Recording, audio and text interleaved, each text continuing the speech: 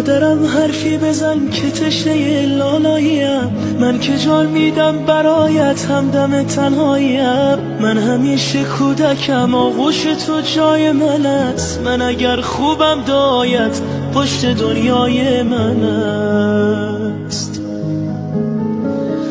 بوسه بر دستان گرمت میزنم شاه دلم، با حضورت خانه روشن میشود ماه دلم. هرچه میخواهد دلم پیش تو پیدا میشود، این همه خوبی چجوری در دلت جا میشود.